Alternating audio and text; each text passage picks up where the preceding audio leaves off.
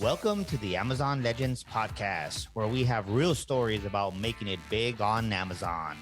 Our guests are CEOs of large companies and entrepreneurs who became powerful sellers, also experts specializing in helping sellers, and both former and current Amazon employees who will give us an insight from behind the scenes. Here's your host, Nick Urison. Hello, everybody. Welcome to another episode of Amazon Legends. Now, my guest today is David Clarke. David is the president and CEO of Petsy Inc. He is a serial entrepreneur and he pioneered pet tech in his previous company, Petzilla. And now he's founded Petsy. And if you've never heard pet tech, tech has found its way into all kinds of businesses, and food tech, and is one of them that a friend of mine is in it. And now I meet David in pet tech, so we're gonna learn all about it. And he actually started his first company in high school, and since then, David has been in leadership, founder, and CEO roles for 30 plus years, creating small, large, as well as public companies. And most of these companies have had successful exits, and he continues to develop new ones, even though he has retired multiple times. So that happens to be his passion. His new company, Petsy, for those who are pet owners, are going to love this company because he's developing an app, an all-inclusive hub for everything pet, everything all about pets, connecting pets and pet parents with valuable data-driven recommendations and tools. So if you think about it, these days it's all about data. And if you know certain essential things about your pet, then you can treat accordingly. So you can imagine the kind of products that he will come up with connecting to this app. For example, it will have physical devices such as a treat dispensing camera to interact while away, an intelligent feeder that dispenses food based on your pet's specific needs at the time. These are only the beginning, and there's going to be more, and it's going to be beyond your imagination. So I can't wait to hear all about it. But before that, I want to ask David, because he has a very unique experience with Amazon. And he got into an Amazon program. At the time, the program was not even known to anybody, and he totally capitalized on it. So David, tell us what that program was, and how did you get into it, and how did you leverage it? Well, Nick, thank you for the flattering introduction. It's very much appreciated. And as any entrepreneur can tell you, if they tell you that every company they've started was a grand success, then they're not yet a true entrepreneur. But to get to your question, we were very unique. And when we launched Petzilla, and we technically coined the phrase pet tech. And this was a decade ago. And this was just when IoT devices were starting to enter the home, baby monitors, those types of things, Wi-Fi, smart device connected products. And it was an uphill battle because we were creating a vertical within pet that didn't exist, plain and simple. So it was all about education. And we started with an initial product, a treat cam, the Petsy Treat Cam, which is still available. And that device allowed you to check in on your pet, see them, speak to them, take pictures of them, but most importantly, dispense a treat at the end of your interaction from wherever and whenever you are at the moment. And it really struck a chord. I mean, it's Pavlovian in many ways. The pets likely going to come because they know they're going to get a treat when they hear the cute little jingle from the device. And we did an Indiegogo campaign, and it was interesting. It was a lot of work, but that being said, we got a lot from it. And what most people don't understand with Indiegogo and Kickstarter, not about just the money. You know, the money is helpful, and we raised money. But I would contend that we received awareness and print and PR that never could have been accomplished any other way by doing a crowd fundraiser. And that's what brought us to the attention of Amazon. And we were working with Amazon for our cloud services, and we received a call, and it was a new group within Amazon that saw the benefit of these new unique ideas and saw the success they were having, which is validated by the money they're raising, because, you know, people want the products, or the dogs are eating the food as it goes.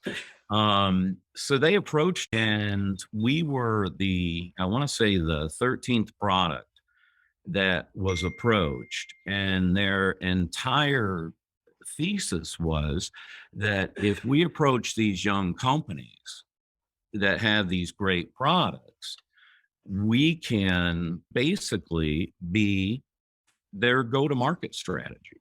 And in a lot of young companies, that's a challenge. You know, creating a product, having a great idea, easy. You know, executing on it, difficult. Getting it to market, even more so difficult. And this division of Amazon, which was under a code name, and we were under NDA and everything during its evolution. And when it finally launched, it was named Launchpad. And Amazon Launchpad continues today to bring young entrepreneurial companies to market and do it in a magnificent way. And it gave us priority within Amazon. They gave us high exposure. Our product was featured on National Dog Day on the Amazon website to hundreds of thousands of views. And they in every way did launch the company initially. How did you find out about this program? Actually, we had the benefit of them contacting us, because at that time they were combing through Kickstarter and Indiegogo and looking for unique, cool products that the consumer wanted via their donations pre-launch. So they contacted us, and we assisted them in many ways. And I've been to their headquarters multiple times and met with the different teams, and they really supported the companies that utilize Launchpad. And it's more than just a unique space on Amazon. It's truly an experience and a benefit to a young entrepreneurial company, because you get attention throughout Amazon that you would not get otherwise. They introduced us within Amazon to the key people at AWS, and we created a great relationship, and they introduced us to actually investors, and they supported us as a startup company. So we were amazingly fortunate. So what I'm hearing is what started this thing was Indigo, right? You were on Indiegogo, yeah. That's how they started. And then what I'm also hearing is this is not something where you just get listed in a separate area. You have a team that's working with you, and this is a big deal. I'm sure every startup would dream of getting Amazon's assistance, right? I would say that they're working for you, not with you. And it is their charter to launch new and unique products and brands. And that is what they do. And I go back there regularly and find really neat things that I didn't even know existed, and will purchase them through Amazon Launchpad. So I remember seeing in one of the Shark Tank entrepreneurs, I believe he had some kind of a surfboard, and I remember them having a meeting at Amazon headquarters and making a deal about the launch and how they will promote.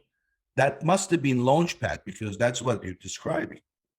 Well, no, Launchpad is within the walls of Amazon and utilizes all of its tools and all of its data to ensure that your products meet the eyes of those that are potentially interested.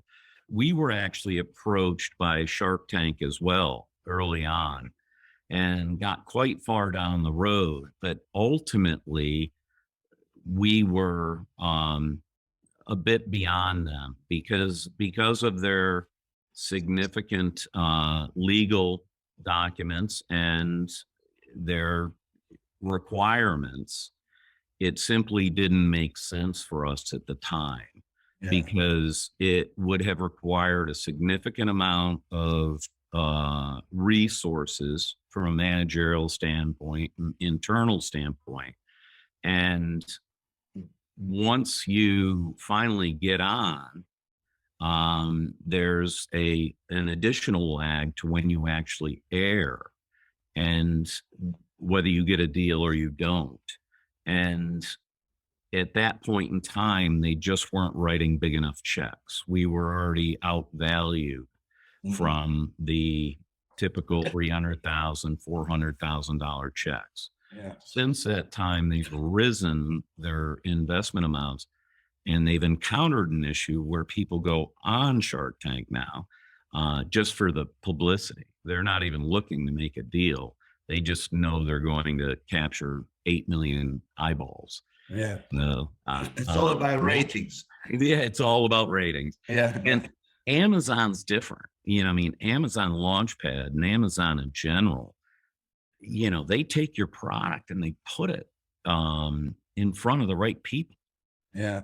So, David, let's address the biggest question here. What does this cost? I mean, how do they, obviously they Amazon is in the business of making money at the end of the day. So providing all these services, and we know that generally some categories like electronics is less, but usually they collect 15% on every sale. In your case, what is the nature of the relationship and the cost that go with it? Well, one of the benefits of being with Launchpad was that we had preferential treatment in that the Amazon margin was less, and we got exponentially more for it because, again, they were, you know, within their charter of launching us as a brand and making us a success. Separately from that, you speak towards 15% Amazon and you know, go to market methods. And Amazon, again, with Launchpad, they're like, listen, you've got a great idea, people are interested, you develop it and bring it to market, we'll be your go to market plan. And I, through my years, spent a lot of time working with retail, mass retail. At Petzilla, we were in all the major retailers, Best Buy, Target, Walmart, Bed Bath and Beyond. Take your pick of national retailers. And I had done business with them, and we had created tremendous distribution channels. But within retail, they need 40 to 50%. And there are other challenges that come with retail in regards to stocking. You have a lot of inventory in a lot of stores.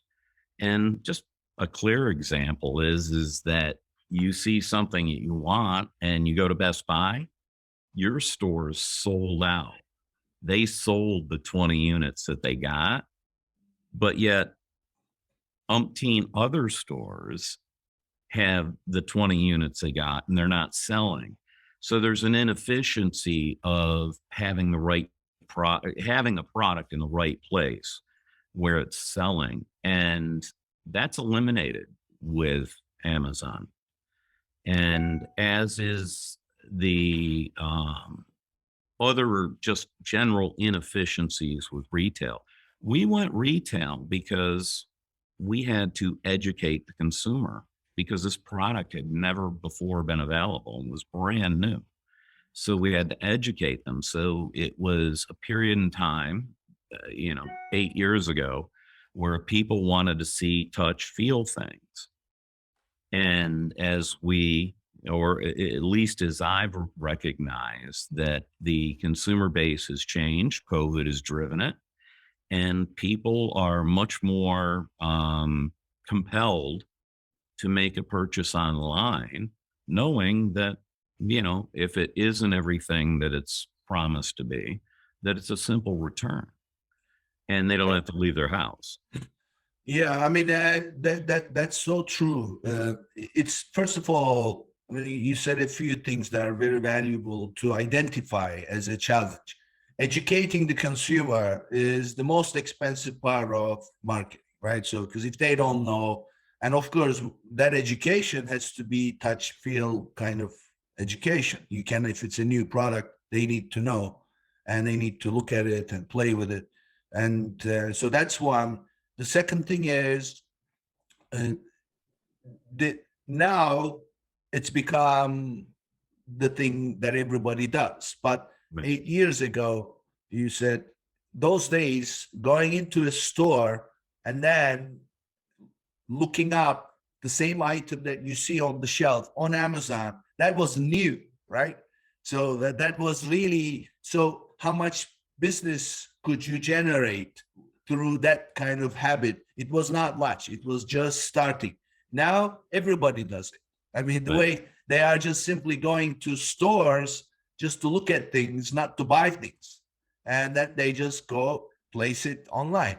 So it's the demand has grown tremendously. So education is now there, and the demand is there through that kind of behavior. So it's a very different world. I mean, it's only 8 years. It's not a long time. Well, it's funny, it's Moore's law, how technology, compounds year over year. And, Amazon has done an excellent job of capitalizing on that. And I would contend that the one of the great contributors beyond COVID, when we were all stuck at home, and even us old folks started ordering things online and getting used to it.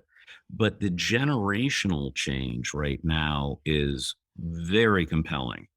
And I'll use pet, which is my industry, as an example. And back then, 10 years ago, we were selling this unique new device that operates through Wi-Fi in your home, through your smart device, to baby boomers. And it was all brand new. There was skepticism, there were challenges, again, education.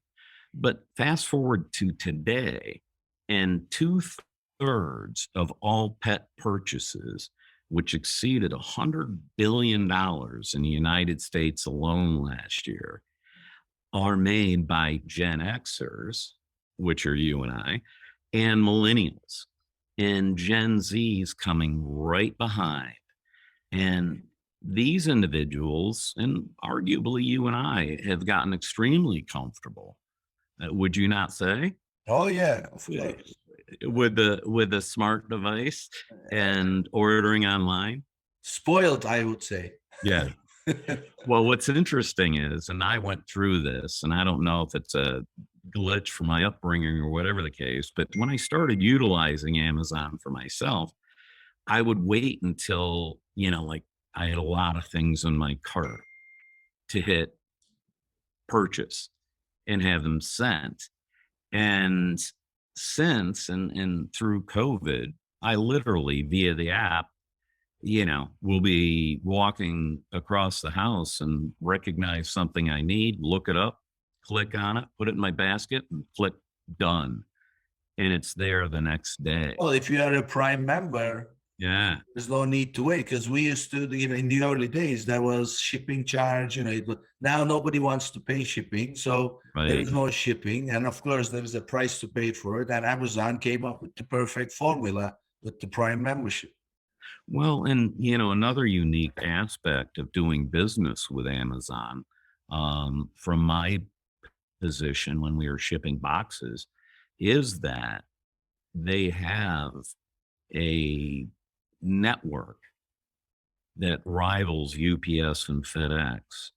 And the actual cost to get a device from one of their distribution centers, or a package from one of their distribution centers to your front door, is extremely streamlined and competitive. Yeah. And they're doing it overnight. Yeah, I mean, where you said it exactly. Streamlined is as valuable as competitive rates, because it's right in their portal. You don't have to do anything yourself.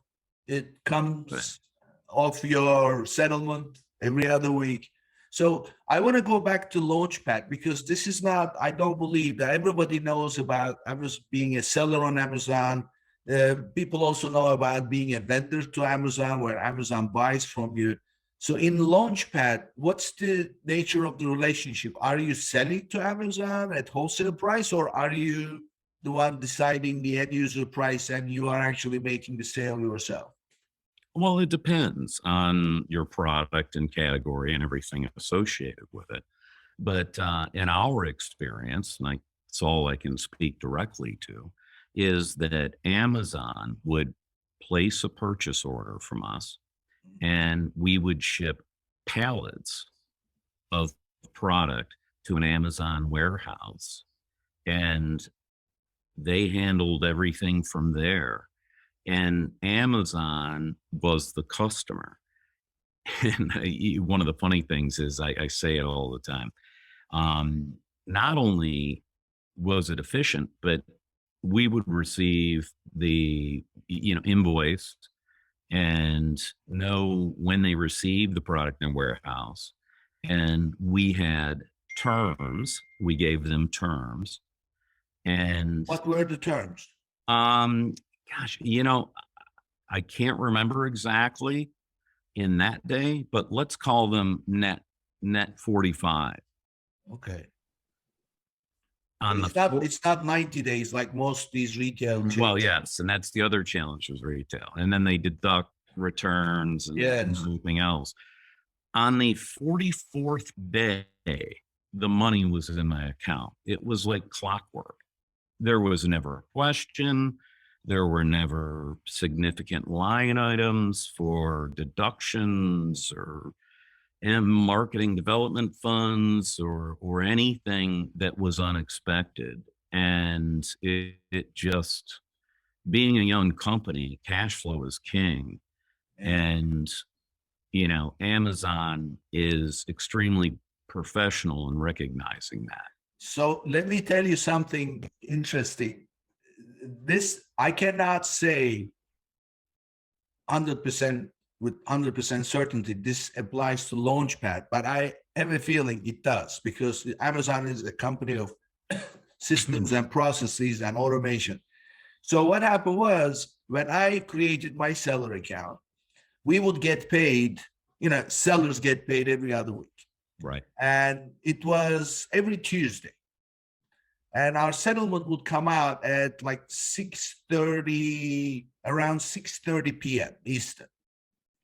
So what that means is, all the shipments that you submitted the shipping data for until 6:29 would get paid at 6:30.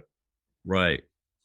So one day I called up, and, those days you could speak to people now for this kind of stuff, I don't know if there is anybody who's getting a human on the phone is difficult in any industry right now. Yeah. Or any assistance. Oh, I remember what happened. We actually got suspended because we made a huge mistake. They assigned a category manager, and then we cleaned up everything. It took us that's a whole different story, but I kept in touch with that person. So that person became our go-to person, even though she wasn't officially assigned to the account anymore because the problem was resolved. But I maintained the relationship, and I asked her, I said, is there any way, like, instead of every Tuesday, can we change it to another day? And she said, no.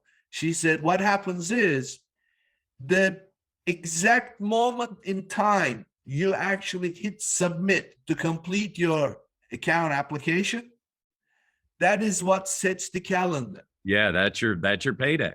Yeah. So and I said, it would not be possible to change it because it would mean so many things would have to be shuffled around. Not possible. So then I started advising my clients. I say, look, if you don't have a seller account, and this is true to this day, I tell everybody, if you don't have a seller account, you have to sign up for one. Don't. Sit down and plan. If you're using FBA, think about when is the most number of orders coming and when Amazon ships them. So make that calculation. Of course, we know the busiest shopping day is Monday, and then the next one is Sunday. So you want to get that Sunday and Monday orders. So don't go signing up on a Sunday because you'll leave them out. I mean, of course, it's just because they'll be sitting on your money for a week, 2 weeks. Yeah, it's exactly. Instead of waiting for 2 weeks, you can get it the following day. So that's the Nick, that's great insight. I didn't even know that. Yeah, I mean, I'm sure Launchpad had the same thing. In your case, 45 days, doesn't matter. It's there because it creates the account and it sets the calendar and all the cycles and everything. And it's automation at the highest level. Exactly. And it's done, predictably and precisely. And it's something that you can depend on. So let me understand this Launchpad program a little bit more, because I'm sure people will be very interested, and this is not available easily, this information. I mean, if you dig into it, I'm sure it's somewhere. But so it's basically a wholesale relationship. You're selling to Amazon, but who pays the advertising? Do you pay the advertising? Does it come out of your proceeds, or do they take that cost? How does that work? Within Launchpad, you get a tremendous amount of awareness, and any new unique product can apply to be on Launchpad. And again, their job is to build companies. Launchpad, hence the name, which was perfectly achieved. Yeah. But there are also many opportunities within Launchpad to participate in all of the different events or special days that may be around your product. National Dog Day in my case, I mean, Prime Day, you can position your company to be more visible during Prime Day via discounts for that specific day. So the opportunities are endless, but you choose them. Mm-hmm. And the cost of it, is it their cost or your cost? It depends. It depends on the program. I see. Okay. Yeah. Within Launchpad, it was pretty much all covered. They created awareness that is unimaginable. And, they succeed by your success. Mm-hmm. That's how they're graded. Mm-hmm. So it is part of their culture to ensure that your products are getting in front of the right eyeballs at the right time. As far as the actual management of the listings? Do you get to create them so you have control over the content, or do they create it for you? How does that work? We created it all ourselves, and we did it in conjunction with them. So we created the content and how to describe and educate the consumer about the product, and would send it to them. And within Launchpad, you have basically a team that's working on you and with you, and they would respond with helpful information that, here are some keywords you may want to include in your description. And we've seen success in stating this information, which you didn't include. So, it was a collaborative endeavor in what ultimately went up on the site. Video is critical on Amazon, and you must have video within your multiple product shop or shots and everything else. And they were early to that. I mean, let's face it, it took Facebook forever to catch up on the video side. Yeah. And Amazon knew that, video clippings would sell product. So they were early to that game. But no, it was a collaborative effort. So I had a guest previously, and this lady actually worked in a private equity firm. They built their own brands. Also, they acquired brands. And her main point was, when you're selling on Amazon, you cannot have a wholesale-minded approach where you are looking to sell quantity and then shift pallets. You need to put premium on content. So, because people need to look at the information, they don't see the product, they see the information. So, when you become part of Launchpad, what I'm hearing is that's still on you, right? Because they will work with you, but it's your product. So therefore, you have to put the premium on content. Make sure that you have the right videos, the right descriptions, right pictures. And do they actually tell you, no, this is not good, this is not good, give us this, give us that? Or is it all on you to decide what to do? Well, it's all on us, but they were very helpful. And they do say, your video is 45 seconds. And we found through our data gathering that 30 seconds is the maximum time that you're going to have the consumer watch. So we literally went back and customized our video to reduce it to 30 seconds.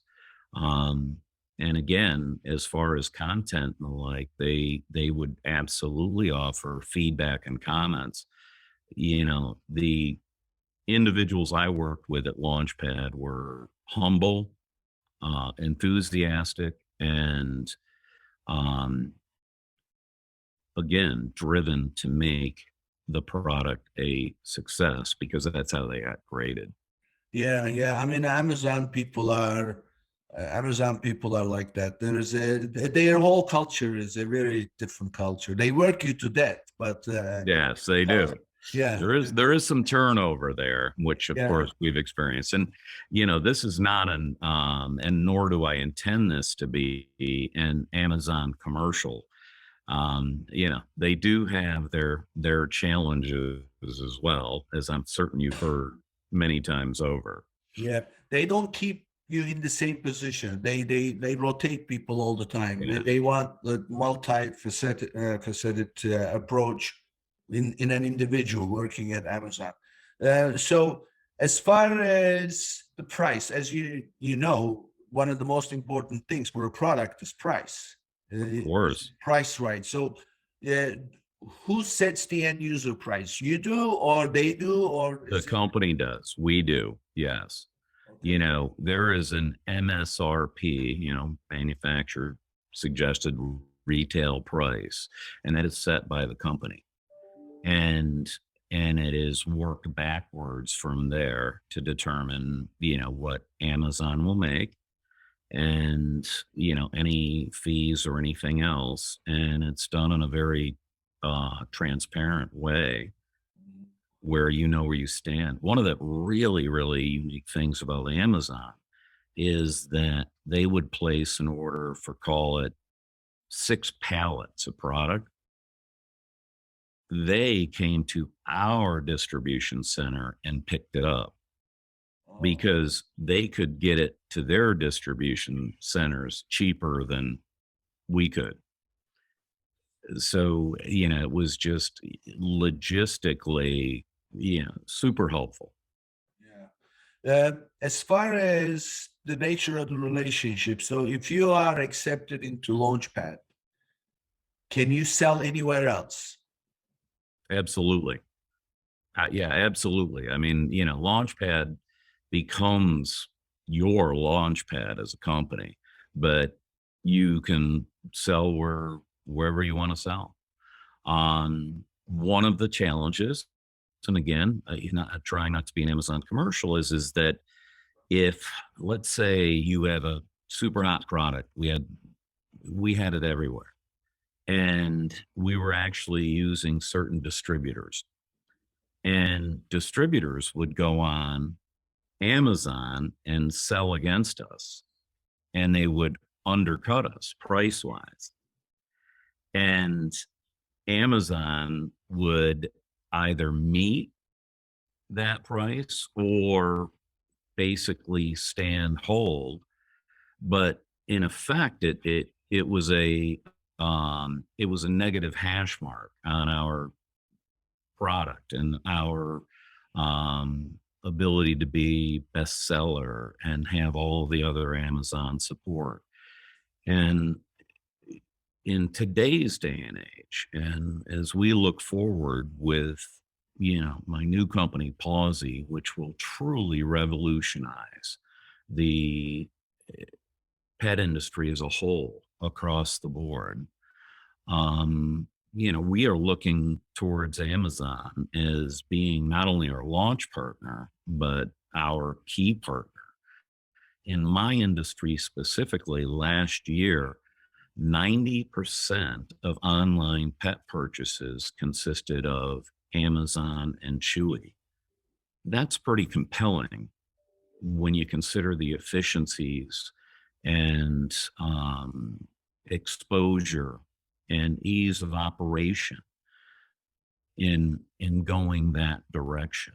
And we'll look to big box retailers during the holiday, whether it be warehouse clubs or whatever the case, to ship in the pallets and meet the holidays. But online's become very compelling. Yeah. So this is an interesting situation. So because this happens fairly frequently. So you have a manufacturer or a brand owner, let's say they are selling on Amazon.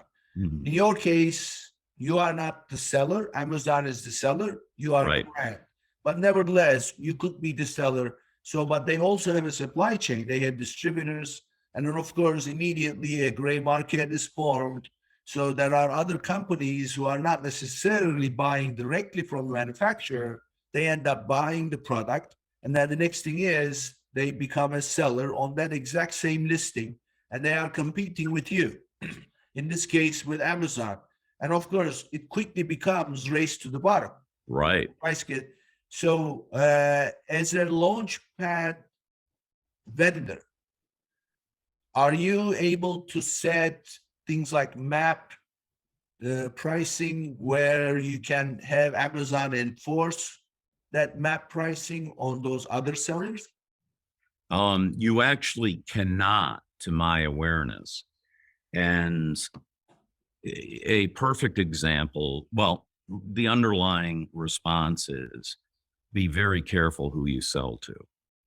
And having your product everywhere doesn't mean everything. Having your product in the right place and in front of the right people, that's what matters to avoid that gray market. And here is an example in my experience through Petsy, where Best Buy and Walmart both had our product, supported it, and also had it online.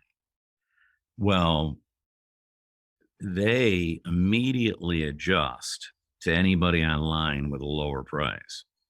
So, I would get an alert that Best Buy just went from 169 to 149. Within 20 minutes, I would get an alert that Walmart made the same price drop. So now I'm on the phone with both buyers at Walmart and Best Buy, and neither is going to flinch first. It's like, I'm not going to raise my price until they raise theirs. Yeah. So it becomes very difficult to manage your market, especially in today's day and age where everything's a click away. So one giant piece of advice I could give to any entrepreneur out there bringing a physical product to market is just be very careful whom you sell to, and make sure that you're strategic about it. Because again, being everywhere is not everything. It simply isn't, and becomes a nightmare and a headache. And as you said earlier, Nick, it becomes a race to the bottom. Yeah. I mean, I've had situations with my clients. At the very least, I say to my clients, you must have a strategy. You cannot go and just sell mentality. This is not a selling business. This is about value building. So in order to build that value, you have to have a strategy of what your distribution is going to be, who you're going to sell to. And also, whoever you're going to sell to, you must have a legal agreement that says that selling on Bad pricing. Right, right. First of all, rights to sell on Amazon, you grant them or you don't grant them. That has to be spelled out. In addition, any map pricing, and then what the consequences will be, and things like that. All that needs to be done. And I mean, as you put it perfectly, it becomes a nightmare after the genie is out of the bottle, because now you can get it back in. With people, and you see them selling on Amazon, and you go back and say, "Oh, don't sell on Amazon." Well, you never told us anything. We never signed anything. Tough luck. And by that time, they've reached critical mass with you. You're gonna lose the customer. I actually had a guest who did. They do. The company is called Gelco. They do seats, and they had that problem, and their products were being discounted, and they actually fired some large distributors in order to gain control of their business. So it does become a mess, but you have to do this right from the get-go. You do. And, I go back to the generational change and COVID, which is the gift that keeps on giving to online sales, because I know I significantly purchased more online than I ever did before COVID. And it allows you to control your market. And having experienced, and I cut my teeth in the video game industry, and it was all about getting your game on every shelf and the number of storefronts that your product was in. And that mentality is no longer viable. The more storefronts that your product is in, I would contend the lower your margins are. Exactly. Yeah. So, launch with a laser focused position so you can maintain price point. Yeah. You're going to get the eyeballs, and market appropriately online where you can gauge the effectiveness of your advertisements and the click-throughs. The days of being in 40,000 storefronts, I hear that, and as a personal investor as well. It's like, yikes, that red flag, red flag. Yeah, yeah. Yeah. I mean, I hear this from, one of the best things about America is there are entrepreneurs all over the place and idea people. But to my surprise, I wasn't born in this country. So, everybody looks to America as the professional. Nick, where were you born? I was born in Turkey. Okay. So, we invented the negotiation, So, but the point is how to run a business. Everybody looks to America. There's all these, because the whole world sees these big corporations and Amazons and Facebooks, and they think that this is how business is conducted. As yet, what I learned, to my surprise, and I tell my friends, and they say, "You really? This is how it is?" People in this country, generally speaking, your average entrepreneur is brilliant at coming up with ideas, product ideas. They are great deal makers, negotiators, salespeople. They sell. They are clueless about running a business. Yeah, Clueless. I would agree. They don't know. They don't understand strategy. They don't understand distribution. They don't understand margin. They don't know how to calculate the gross margin and net margin. So when I learned this, it's unbelievable. And of course, when you go online, now all these have to be put to work. So you have to think about what price point, what are my margins, what will be my distribution strategy. This is high value work, which, by the way, doesn't take too much time. And they have no patience for it, right? They sell.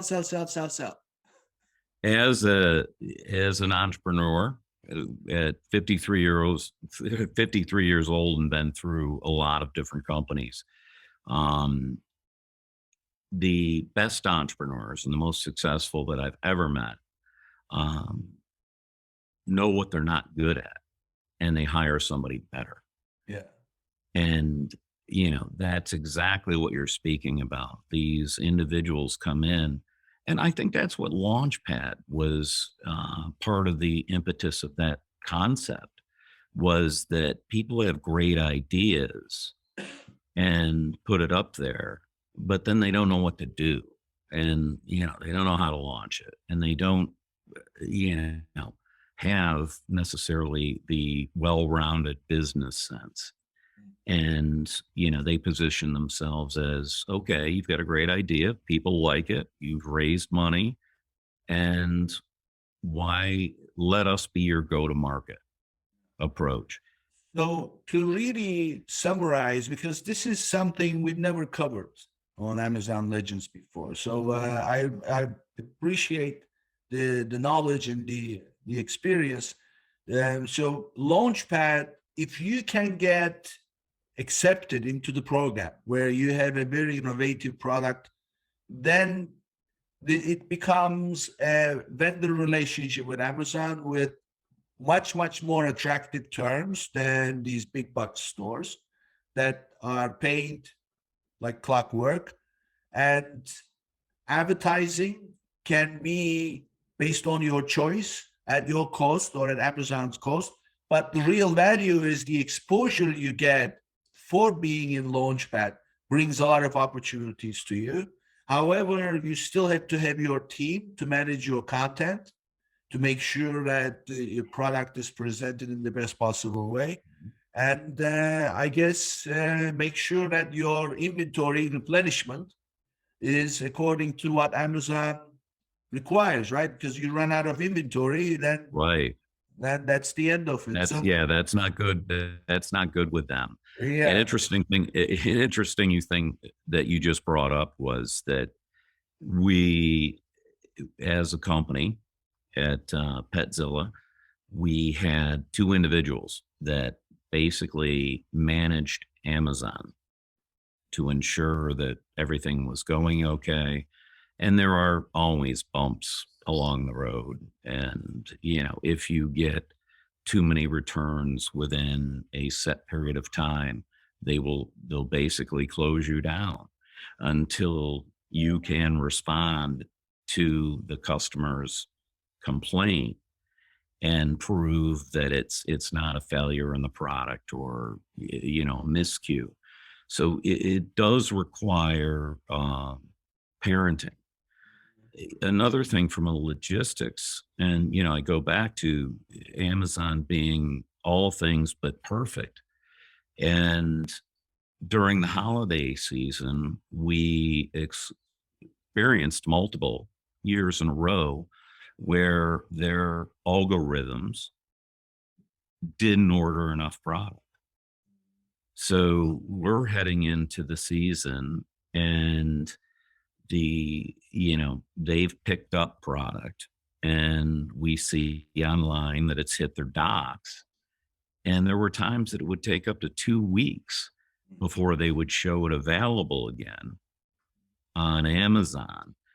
So, and I don't know if it was because it was initial, Launchpad, but they were conservative.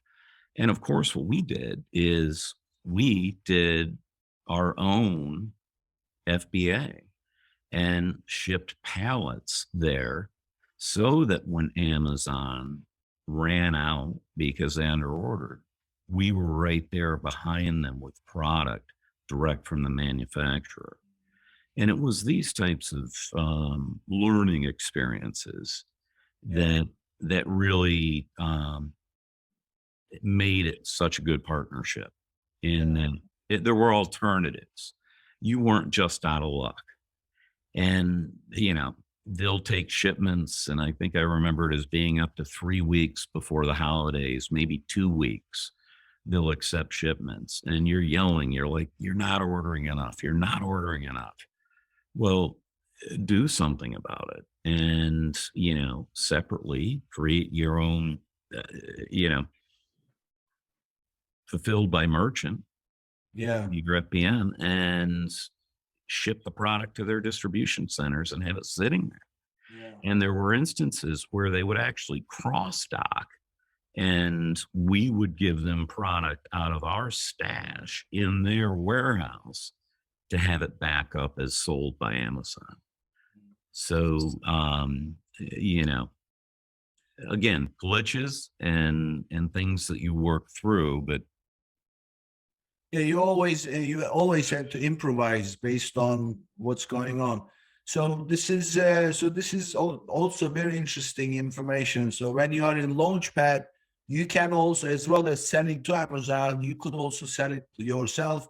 You could have your own supply chain. So that's very valuable information. So I'm sure people will look at it. So David, this is great. So Nick, one last thing about Launchpad is that consider it college or consider it getting your PhD because you're only on Launchpad for a set period of time before you mature beyond Launchpad and move into the traditional Amazon system. what is the time frame they allow for? I don't know at this point. I'm not certain. Is it time frame or is it sales volume? I think it's a contribute. There of course is an algorithm behind it, so I'm certain it's a combination of period of time and sales acceleration or deceleration.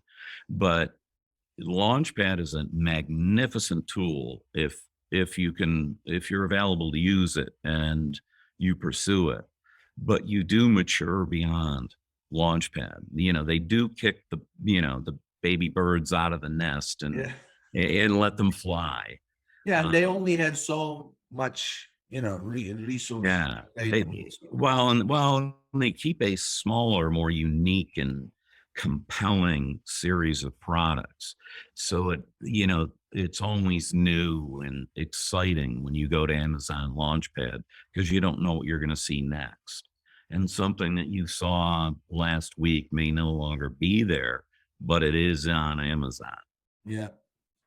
So David, tell us who David Clarke is and what your passions are, where you live, and how people can find you, your new company, Posey, of course.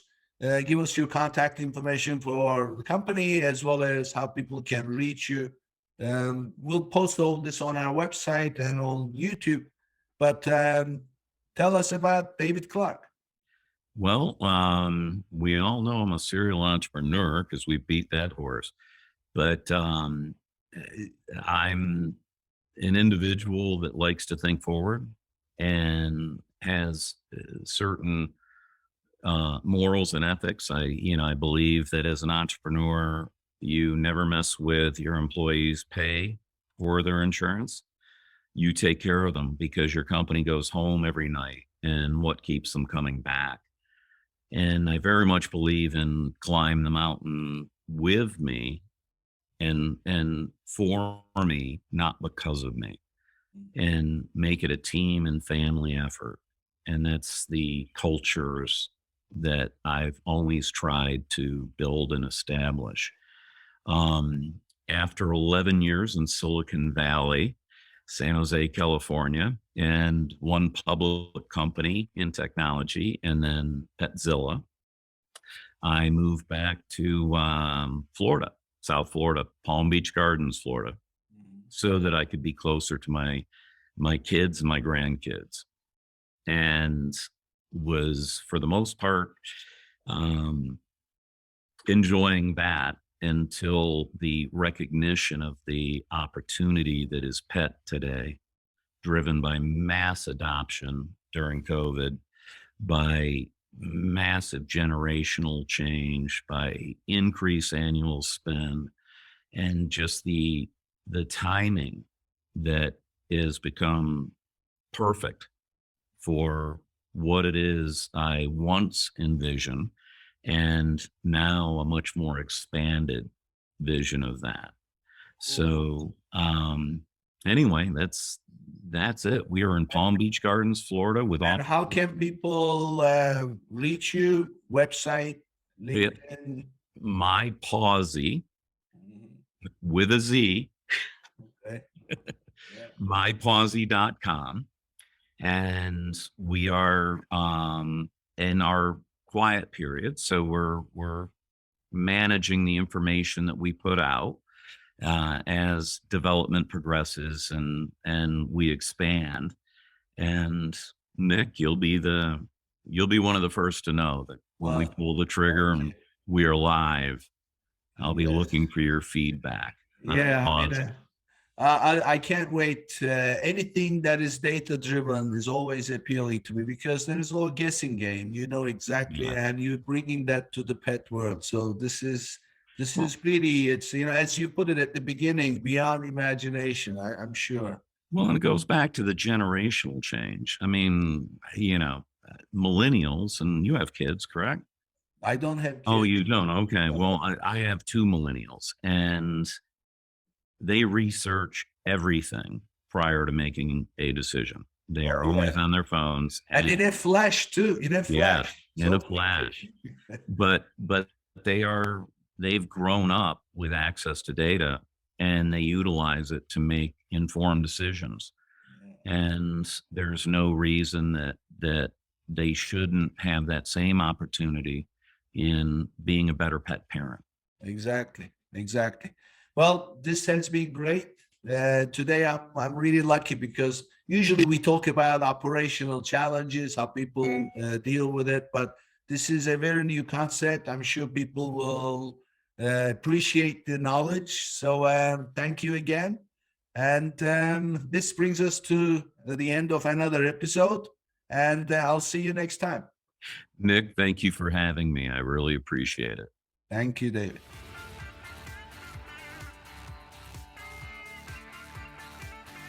Thank you for tuning in to today's episode.